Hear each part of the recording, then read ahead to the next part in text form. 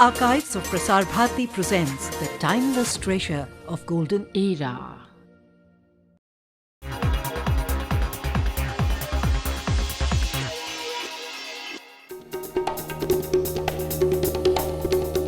The story of human civilization describes the passage from the law of the jungle, where nature is red in tooth and claw, to the rule of law that affords equal protection to all.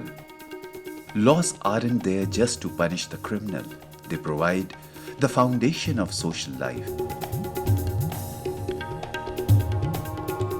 There are laws of nature, laws of God, and customs that have the force of law. Man-made laws seek, ideally, to harmonize these to unfetter body and allow the mind to soar.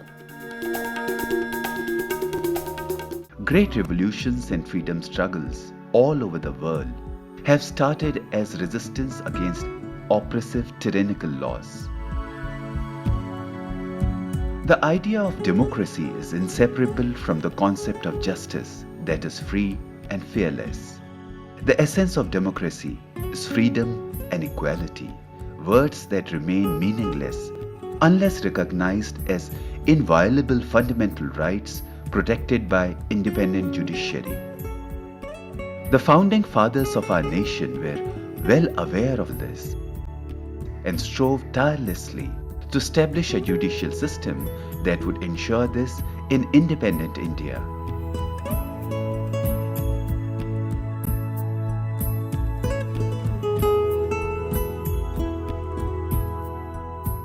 During the colonial period, the British replicated the structures of their own legal system, but the Indian subjects were denied real justice. Those who resisted their oppressive rule were routinely executed in violation of laws of natural justice.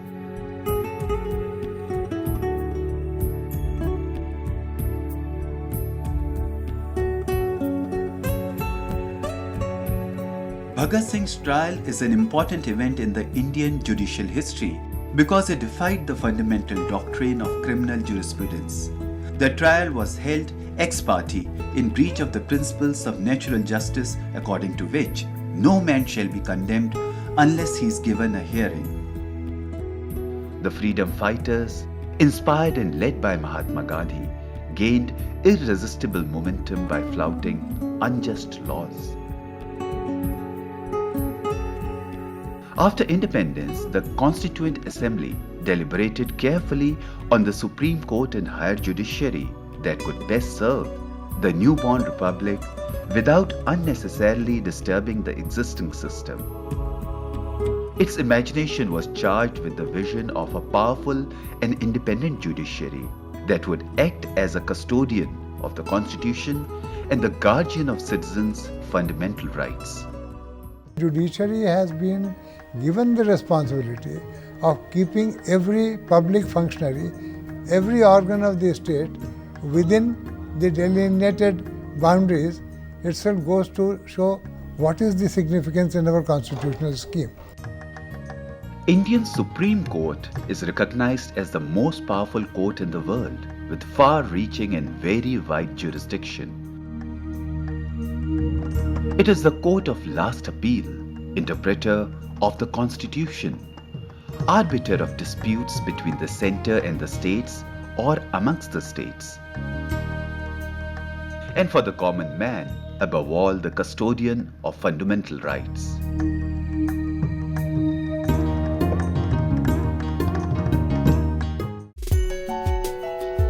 The lower courts in India, burdened with a heavy backlog of cases, are a nightmare for the litigants.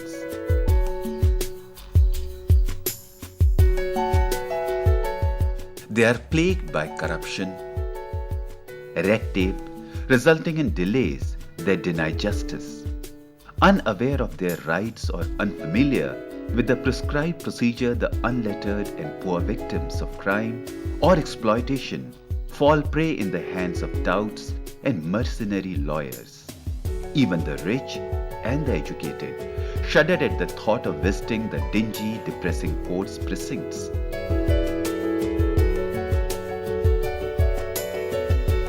The state of affairs is the same in small towns and the capital.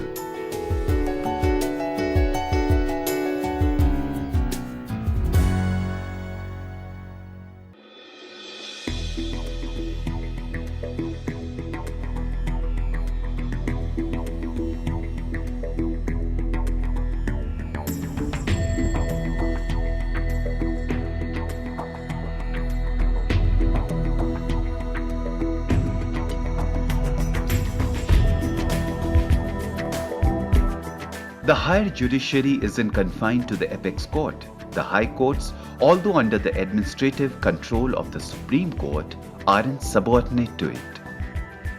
They too can entertain writ petitions pertaining to fundamental rights and grant special leave petitions to appeal to the Supreme Court against their own decisions if they feel an important point of law is involved. High courts are independent, absolutely. There is no control from the Supreme Court with regard to the judicial matters, except the fact that with regard to the matters decided by the High Courts, appeal lies to the Supreme Court. Supreme Court exercises the appellate jurisdiction. Otherwise, in a given case, the Supreme Court has no role to interfere with the functioning of the High Court, except in cases where the Supreme Court finds that in the larger interest of a particular case, the case can be withdrawn to the Supreme Court by exercising the power of transfer. Otherwise, the high courts are independent. The number of high courts in the country has steadily increased with the passage of years.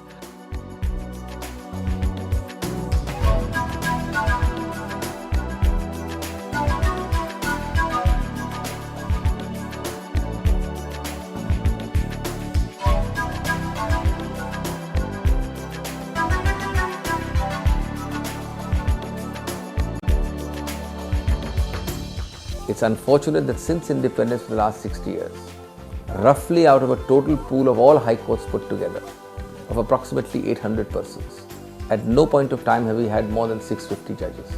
That means out of a small number of 800 high court judges, catering to a litigating public of 500 million, 150 vacancies exist at all times. At the lowest level, roughly 15,000 or 16,000 posts exist of district court and lower courts. 25%, sometimes 33% of them are always vacant. It's like saying we have hospitals and buildings but no doctors, so how can patients be treated? But in the eyes of the common man, things haven't changed much.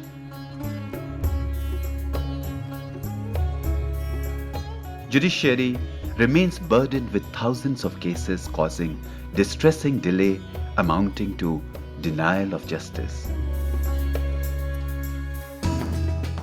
As originally enacted, the Constitution of India provided for a Supreme Court with a Chief Justice and 7 lower-ranking judges, leaving it to the Parliament to increase this. Today, it has been increased to 31 judges. As the number of judges has increased, they sit in smaller benches of 2 or 3, referred to as a divisional bench, coming together in larger benches of 5 or more, referred to as a constitutional bench, only when required to settle fundamental questions of law. The highest court in a country is a constitutional court. It has to deal with constitutional issues. It has to deal with matters of national importance arising in cases or difference of opinion between high courts, reference by the President of India to the Supreme Court, original suits which one state files against another state or against the Union of India, and most of all, Article 32, under which itself is a fundamental right, where a person whose fundamental right is violated can go directly to the Supreme Court. The Supreme Court of India comprises the Chief Justice of India and other judges appointed by the President of India. However, the President must appoint judges in consultation with the Supreme Court.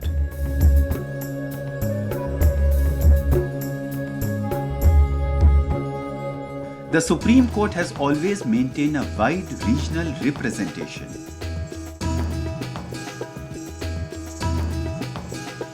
It also has a good share of judges belonging to religious and ethnic minorities.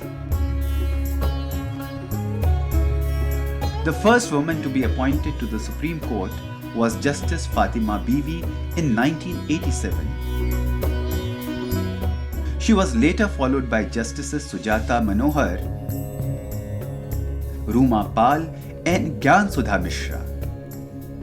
Justice Ranjana Desai, who was elevated from the Bombay High Court, is the most recent woman judge in the Supreme Court. There are some landmark judgments of the Supreme Court beginning with the Golaknath case arising out of the First Amendment to the Constitution, abolishing the fundamental rights to property. That was overturned in Keshwanand Bharati case that have enunciated the doctrine of the basic structure of the Constitution. Subsequent cases have reinforced this view. While in the 1950s, the judiciary tended to acknowledge a great deal of primacy of the parliament, this was no more the case after the Keshwanand Bharati case. The balance shifted again after the emergency, and the court began to carve out a distinct space for itself.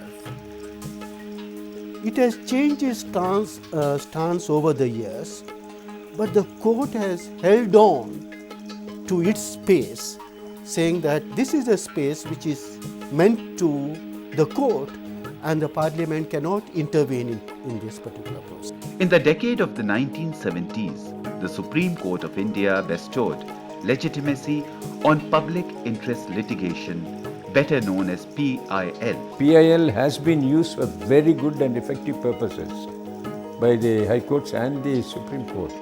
Justice P.N. Bhagwati, the then Chief Justice of India, allowed petitions submitted even in a postcard to the court and didn't hesitate to grant relief even when the legal formalities prescribed for a writ weren't fulfilled. A new kind of jurisprudence began to evolve. It was a time of heated public debate about independent versus committed judiciary. The imposition of the emergency lent a bitter edge to the public discourse.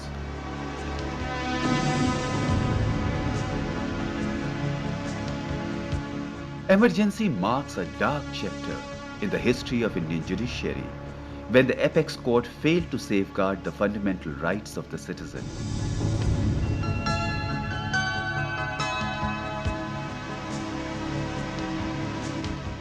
Shukla versus ADM Jabalpur is the case that continues to rankle the judicial conscience of the nation. A bench headed by Chief Justice Bhagwati disallowed a habeas corpus writ petition on the grounds that during the emergency, even the fundamental rights remain suspended. The minority view was courageously expressed by Justice Hansraj Khanna. He paid a heavy personal price for this. He was superseded when his turn came to be elevated to the post of Chief Justice of India.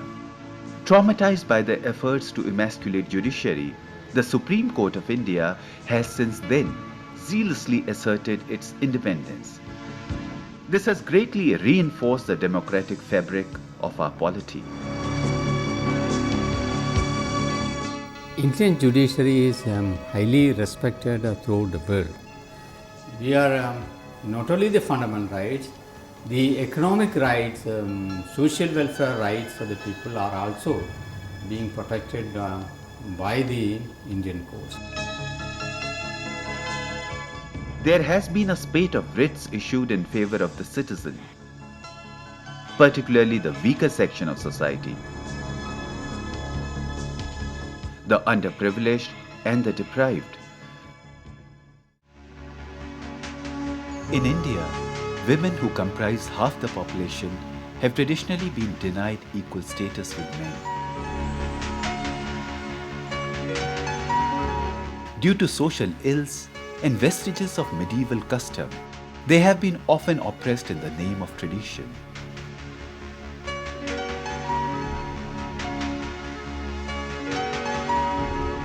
Those belonging to the disadvantaged sections of society are victims of double discrimination.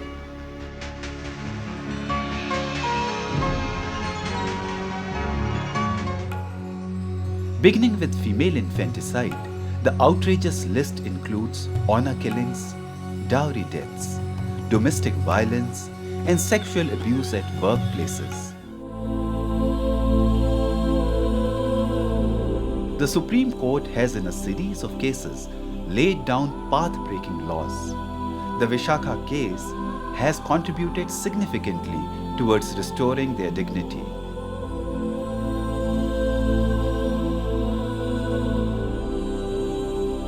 The Supreme Court has truly lived up to the people's expectations, that it will not allow a miscarriage of justice to take place. Retrials have been ordered in many cases.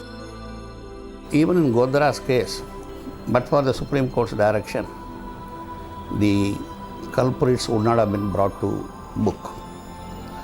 So in my opinion, the Supreme Court is very active nowadays. But for this kind of orders, many things would not have come to limelight.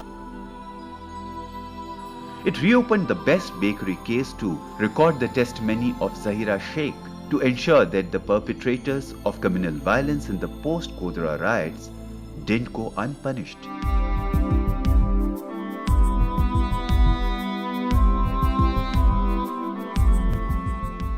It intervened when the acquittal of Manu Sharma, the accused in the notorious Jessica Lal murder case, shocked the conscience of the nation.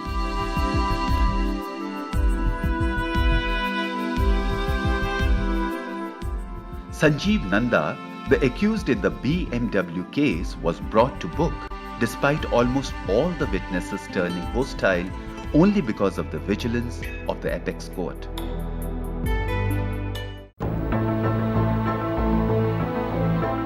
In recent years, threats to environment have posed serious challenge before policymakers.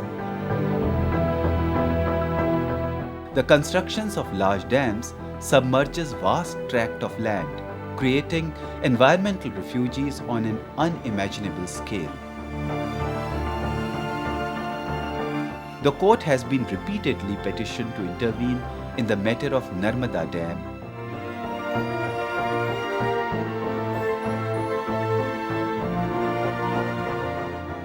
Meda Patkar approached the apex court to direct the government to stop the Narmada project, reduce its proposed height, and order the government to make immediate provisions for relief and rehabilitation of the displaced persons. Similar issues came up at the time when another large dam, Tehri, was being built. Besides imperiling a fragile ecosystem, this project also displaced a large number of people. The court has appointed amicus curiae and expert committees to dispense justice. The Supreme Court has contributed significantly in settling disputes between states. Sharing of the water of Kaveri River has caused tensions and triggered agitations in Karnataka and Tamil Nadu. The court's intervention has more than once diffused an explosive situation. In the case of environment, Directive Principle 48A states responsibility. Fundamental duty of citizen under Article 51A Clause G of preserving the environment.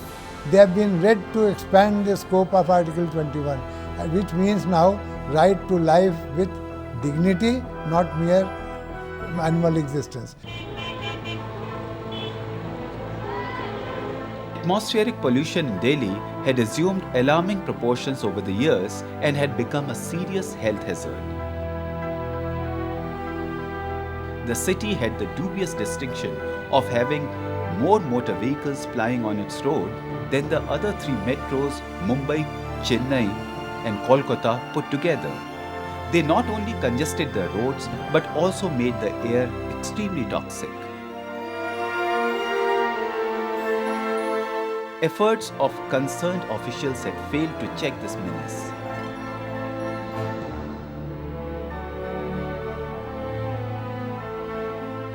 the highest court in the land was constrained to intervene when petitioned. It mandated that certain class of vehicles could only ply if they used clean fuel like CNG. This has resulted in pollution levels fall drastically.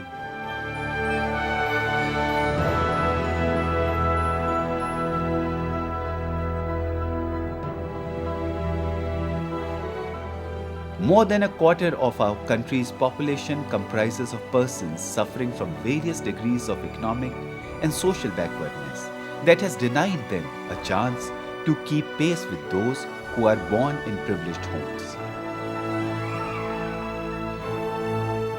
While those belonging to the scheduled caste and scheduled tribes were covered under the scheme of reservations, other backward communities languished in neglect.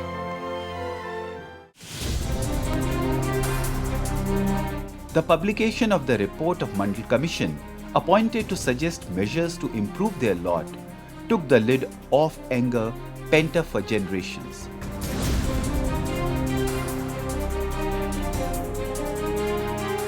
Demonstrations for and against reservation for OBCs exploded in a fiery agitation. The issue inevitably reached the Supreme Court that pronounced a reasoned judgment.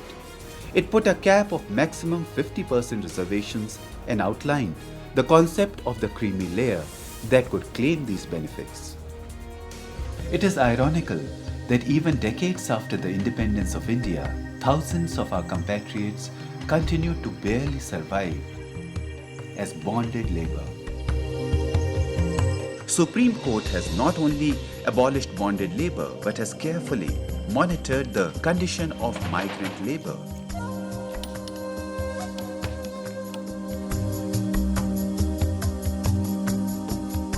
Those working under inhuman conditions in remote stone mines or construction sites in the cities have benefited from its decision.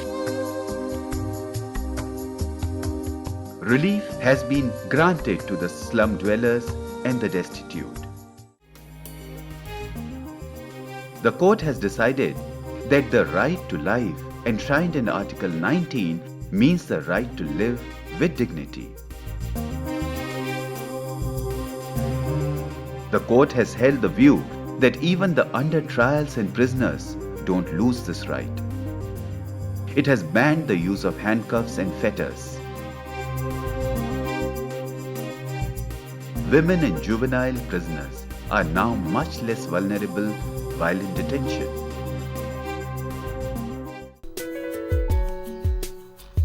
At times, the Parliament and state legislatures have expressed apprehensions about judicial trespass, or at others, the executive has complained about judicial overreach.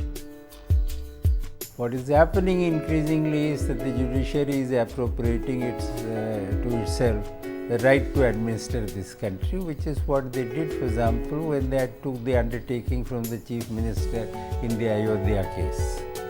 I think these kinds of developments are dangerous for democracy because too much appropriation of power by any single unit of the government is likely to be seriously jeopardizing the balance which exists at the moment in the Constitution. If the legislature and the judiciary both conform to the scheme of the Constitution and function within their clearly defined and delimited jurisdictional limits, there can be no difficulty.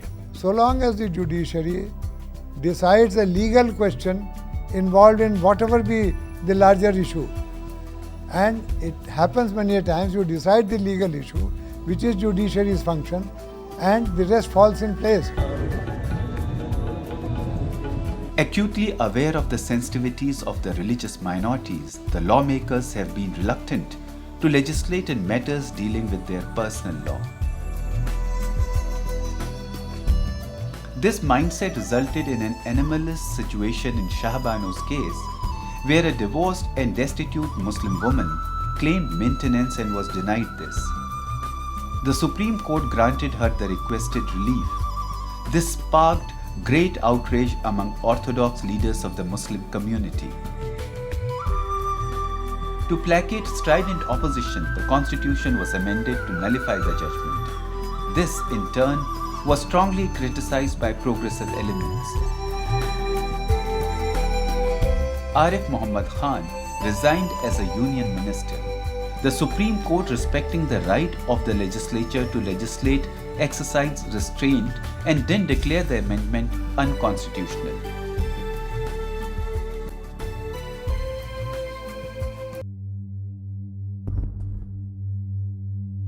In December 1984, the world's worst industrial disaster occurred in India. Poisonous gas leaking from the Union Carbide factory killed and maimed thousands. The legal issues arising from this tragedy involved complicated issues of civil and criminal law. The Supreme Court's judgment in Bhopal Gas Tragedy case that continues to be debated till date sought to ensure that the helpless victims received compensation without any delay.